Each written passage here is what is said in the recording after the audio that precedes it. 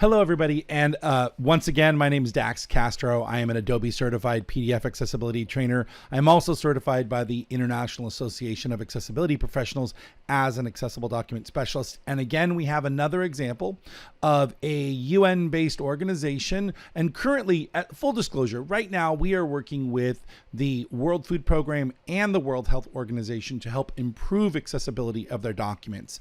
This document is very much in that same vein. It's by the UN Refugee Agency, and they just released it as an ethical guide to communications. Unfortunately, you can see here from the example, the entire first page is actually missing from this document. It's one big giant image and not appearing in the tag screen. For those of you who don't know, these tags on the left-hand side are what people using assistive technology use to navigate a document. So their very first experience is going to be the title here, this heading here, which is why ethical communication matters. However, because it's just listed as a paragraph, they're not going to hear it any different than the rest of the body text. You and I can see it and see that it's bold and bigger and it's an actual heading, why ethical communications matter. But someone using assistive technology is going to hear it just as the same as any other body text. If it were tagged correctly, you would see it here as, let's go to this document. I've gone through and re-tagged this document correctly, but you would hear this document as heading level 1, why ethical communications matter. And it lets someone know that there is a heading level in this document. And the reason that matters is because if someone wants to navigate from one area to another in the document, their headings are really an anchor for that navigation. And without them, it's kind of like reading a story or a novel. You really just have to read from beginning to end. And if you wanted to find that one spot where they talked about a certain thing, you just would have to scroll through the pages to try to figure it out, or use a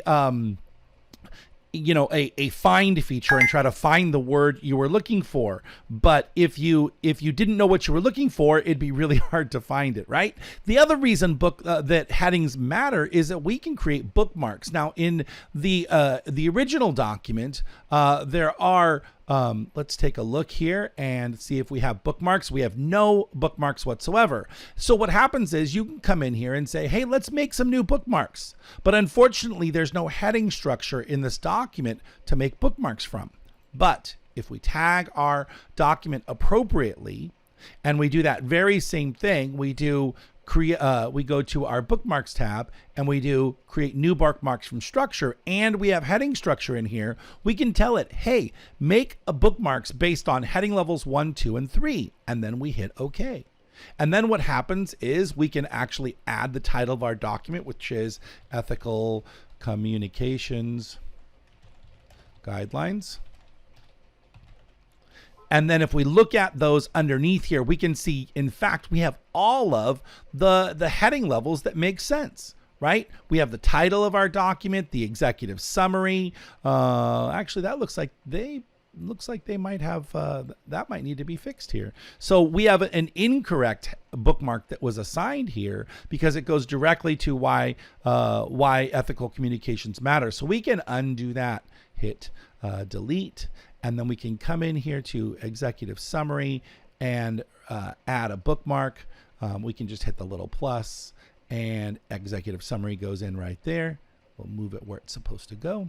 And you could, in fact, come in here and make these subsections of each other. So this is the UNHCR's Principles of Ethical Communications, and we have items 1 through 6. We can just drag those up in, and now that's a collapsible item. And then delivering on principles, these are also subheadings of that same section. Now you can see we're starting to get some structure here, and if I just looked at the bookmarks, I could understand what's going on in the document without having to go through every single item in the page, in the document itself. So that's bookmarks, right? But again, let's go back and look at some of these tags. Now, in our original document, if we were to look at the tag structure, right, our very first tag is why ethical communications matter. It's all paragraphs until we get down here, but then the user's actually going to hear an image. It's going to say figure or graphic, and then it's just going to say path,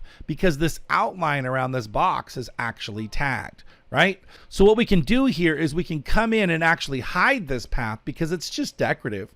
We can actually change this tag to an artifact, which hides it from the screen reader. Right? So these are some of the things that we would do. Now, when we have a meaningful graphic like this one that says why ethical communications matter, we would want to hear a description of this graphic, so I know what's in it as a person who may use assistive technology. But right now, if we were to look at that image description, we can see that under the alternate text, it's blank. There's nothing here. That's a problem. In fact, if we just try to pass the basic accessibility checker, and this is really just a basic level of checking, we can see that we have quite a few errors going on in our document, right? We can immediately see that we are missing alt text for that image, right? So if we were to tag this correctly, now we have the cover added. I've added text in here to represent the title and the subtext and the second level heading there, which could in actuality just be a paragraph tag. It doesn't necessarily have to be a heading in this situation. And then our heading level 1, and then heading level 2, and then heading level 3 because it's a subheading. In fact, this should be a heading level 2.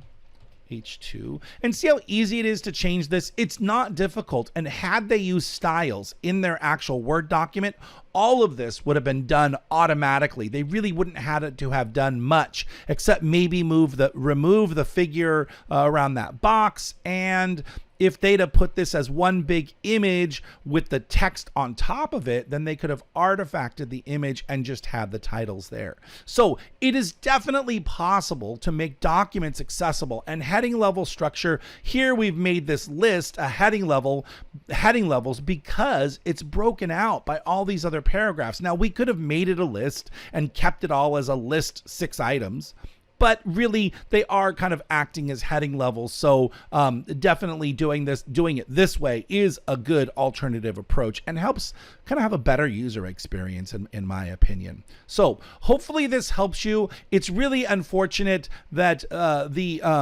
that this document did not have any of the tag structure, but like I said, I went through and tagged it, hoping that they'll take a look at this and then think about tagging the actual full document, because this is just the executive summary.